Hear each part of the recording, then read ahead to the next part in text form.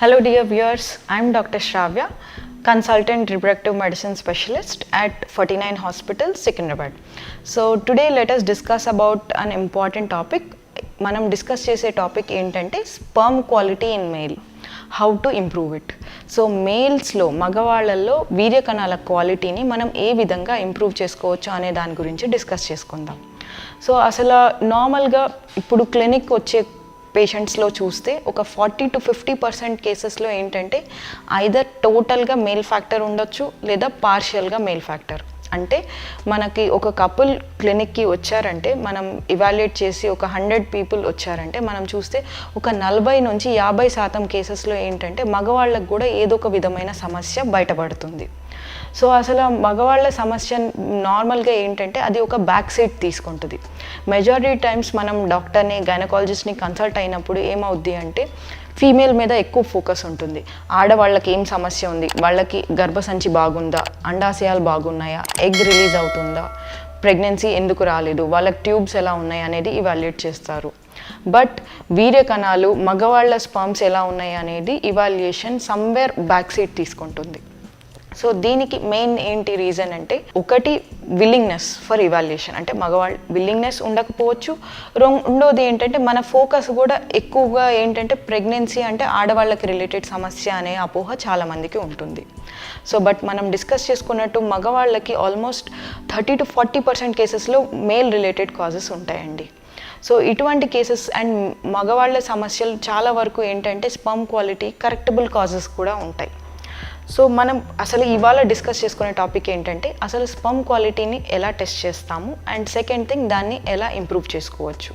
So sperm quality normal test చేసేది ఏంటంటే simple normal semen analysis అండి, అంటే వీర్యకణాల test. So main primary thing ఏంటంటే మనం వీర్యకణాల టెస్ట్ ఒక స్టాండర్డైజ్డ్ ల్యాబ్, ఎందుకంటే ప్రతి ల్యాబ్కి ఒక పారామీటర్స్ ఉంటాయి.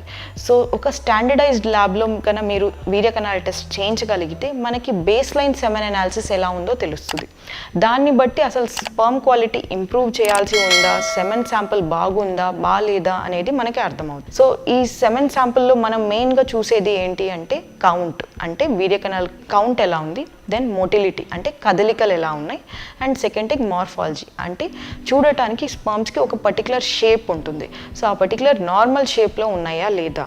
సో ఇవి ఎందుకు ఇంపార్టెంట్ అంటే వీటి వల్లే స్పర్మ్స్ నార్మల్ షేప్లో ఉంటేనే ఫర్టిలైజేషన్ చేయగలుగుతాయి, అంటే ఎగ్ని ఫర్టిలైజ్ చేసి బేబీ ఫామ్ అవ్వగలదు. సో మనం ఈ బేసిక్ సెమెన్ అనాలిసిస్ అనేది ఒక స్టాండర్డైజ్డ్ ల్యాబ్లో చేయగలిగితే మనకి బేస్ లైన్ అర్థమవుద్ది. కాబట్టి ఈ సెమెన్ క్వాలిటీలో ప్రాబ్లం ఉంటే మనం ఏ విధంగా మెజర్స్ తీసుకొని ఇంప్రూవ్ చేయొచ్చు అనేది అర్థమవుద్ది. So what is the methods, అంటే మనం ఏ విధంగా స్పర్మ్ క్వాలిటీని ఇంప్రూవ్ చేయొచ్చు అనేది డిస్కస్ చేయాలి అంటే మెయిన్గా 4 థింగ్స్ కన్సిడర్ చేయాలి. ఒకటి లైఫ్ స్టైల్. సో మనం లైఫ్ స్టైల్ మోడిఫికేషన్ అంటే నార్మల్గా ఈ కాలం కరెంట్లీ స్ట్రెస్ఫుల్ లైఫ్ స్టైల్ అయిపోయింది. Stress will definitely effect fertility and definitely sperm quality. So stress అనేది మనం తగ్గించుకోవాలి. సో ఇట్ కుడ్ బి ఎలా ఉంటుందంటే వీ హ్యావ్ షిఫ్ట్ సిస్టమ్, చాలామంది షిఫ్ట్లో పనిచేస్తుంటారు. సో స్లీప్ డిస్టర్బెన్సెస్ ఉంటాయి, స్లీప్ డిస్టర్బెన్సెస్ కూడా సెమెన్ క్వాలిటీని ఎఫెక్ట్ చేస్తుంది.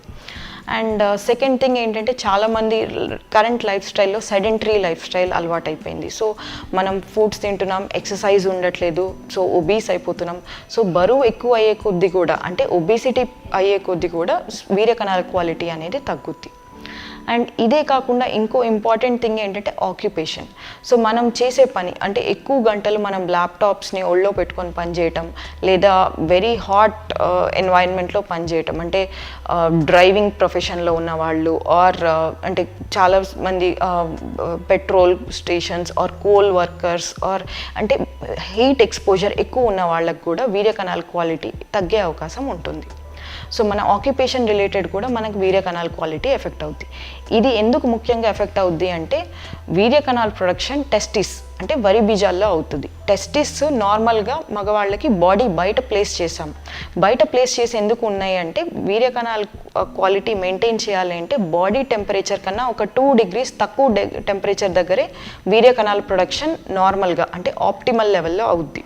సో ఏ విధమైన టెంపరేచర్ రైజ్ ఉన్నా వీర్యకణాల ప్రొడక్షన్ అనేది ఎఫెక్ట్ అవుద్ది అండ్ దేర్ బై క్వాలిటీ కూడా ఎఫెక్ట్ అవుద్ది. సో డెఫినెట్లీ హీట్ ఎక్స్పోజర్ క్వాలిటీని మనకి తగ్గిస్తుంది. సో లైఫ్ స్టైల్ వీటిల్లో పాటు అడిక్షన్స్ అండి, స్మోకింగ్, ఆల్కహాల్ కన్సంప్షన్, వీటి వల్ల కూడా వీర్య కణాల క్వాలిటీ డెఫినెట్లీ ఎఫెక్ట్ అవుతుంది. గుట్కా, చూయింగ్ ఇవన్నీ అలవాటు ఉన్న వాళ్ళకు కూడా. సో మనం లైఫ్ స్టైల్ని మాడిఫై చేసుకోగలిగితే డెఫినెట్లీ వీర్య కణాల క్వాలిటీ ఇంప్రూవ్ చేయొచ్చు. సో లైఫ్ స్టైల్ మాడిఫై చేయాలి అంటే ఒకటి హెల్దీ ఫుడ్ హ్యాబిట్స్, అంటే ఆహారం సరిగ్గా తినటం, ఫ్రెష్ ఫ్రూట్స్ తినటం, వాటర్ ఎక్కువ తీసుకోవాలి, టైట్ ఫిట్టింగ్ అండర్వేర్స్ వేసుకోకూడదు, వెరీ హాట్ వాటర్తో షవర్స్ చేయకూడదు, అండ్ వీలైనంత వరకు వేడిని అవాయిడ్ చేయగలిగితే బెటర్ ఉంటుంది. దీంతోపాటు ఇవి నాన్ హార్మోనల్ మెథడ్స్, అంటే నాన్ మెడికేటెడ్ మెథడ్స్, జస్ట్ లైఫ్ స్టైల్తో మన క్వాలిటీ ఇంప్రూవ్ చేసుకోవచ్చు. ఇది కాకుండా మెడిసిన్స్, అంటే మెడిసిన్స్ తీసుకొని ఏ విధంగా స్పర్మ్ క్వాలిటీ ఇంప్రూవ్ చేయొచ్చు అంటే 2 విధాల మెడిసిన్స్ ఉంటాయి. ఒకటి హార్మోనల్ మెడికేషన్స్, ఇంకొకటి నాన్ హార్మోనల్ మెడికేషన్స్ అంటాం. హార్మోనల్ మెడికేషన్స్ ఏంటంటే ఒక 1 to 5% మగవాళ్ళలో ఏమవుద్ది అంటే హైపోథాలమిక్స్, అంటే బ్రెయిన్ నుంచి ప్రొడ్యూస్ అయ్యే హార్మోన్ లెవెల్స్ తక్కువ ఉండటం వల్ల వరి బీజాల దగ్గర నుంచి టెస్టిస్లో స్పర్మ్స్ ప్రొడక్షన్ అనేది తక్కువ ఉంటుంది. సో మనం బాడీలో హార్మోన్ లెవెల్స్ తగ్గినాయి కాబట్టి సప్లిమెంట్ చేయగలిగితే వీర్య కణాల ప్రొడక్షన్ ఇంప్రూవ్ అవ్వచ్చు.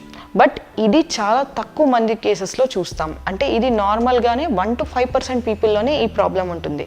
మెజారిటీ వాళ్ళకి వేరే కారణాలే ఉంటాయి. హైపో అనేది ఒక రేర్ కాజ్.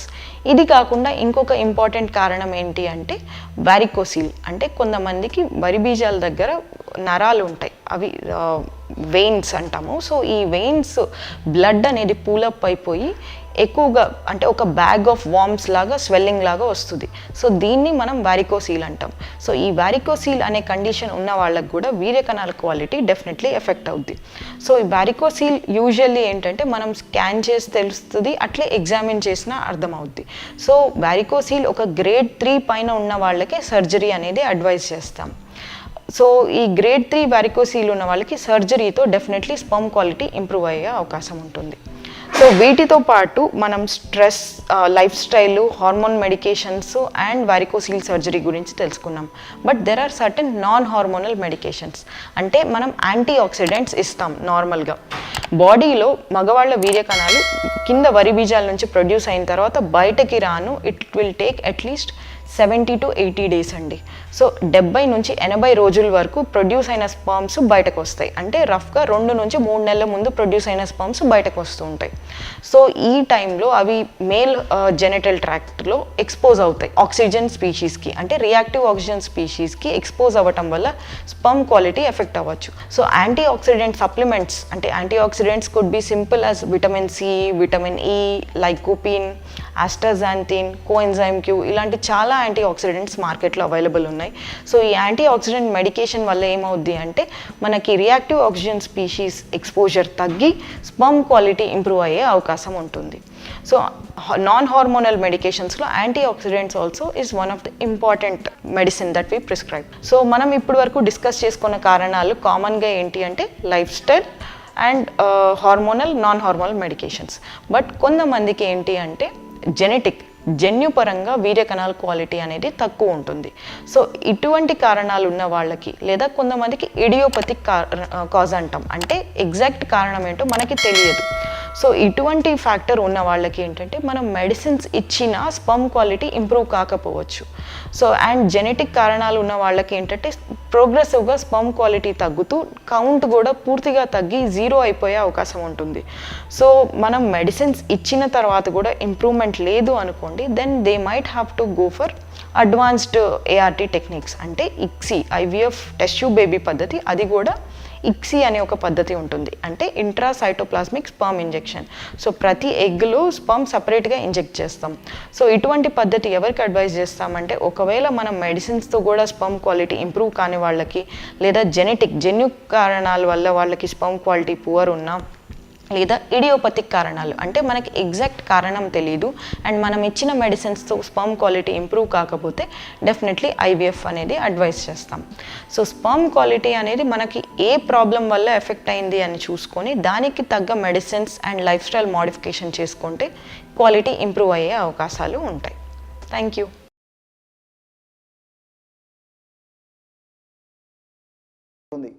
కానీ చాలా అరుదుగా 2 వైపులా కూడా ఈ సమస్య రావచ్చు. ఈ సమస్య వచ్చినప్పుడు మనకు సర్వసాధారణంగా పెయిన్ కిల్లర్స్ వాడుతూ ఉంటాం, నొప్పి నివారణ మందులు. ఈ నొప్పి నివారణ మందులు సయాటిక నొప్పిని తగ్గించగలవే కానీ వ్యాధిని నిర్మూలించలేవు. మరి కొంతమంది ఈ బాధను భరించలేక, ఆ అసౌకర్యాన్ని, ఆ ఇబ్బందిని, బాధను భరించలేక ఆపరేషన్ చేయించుకోవడానికి కూడా సిద్ధపడుతూ ఉంటారనమాట. అంటే ఇంత పెద్ద ఇబ్బంది పెట్టేటువంటి సమస్య ఈ సయాటిక. మరి దీనిపైన చక్కటి అవగాహన కలిగి ఉంటే చాలా వరకు మనం తీసుకునేటువంటి జాగ్రత్తల ద్వారా, మనం తీసుకునేటువంటి ఆహార పద్ధతుల ద్వారా, అదేవిధంగా మనం వాడేటువంటి ఔషధాల ద్వారా, ఆసనాల ద్వారా ఈ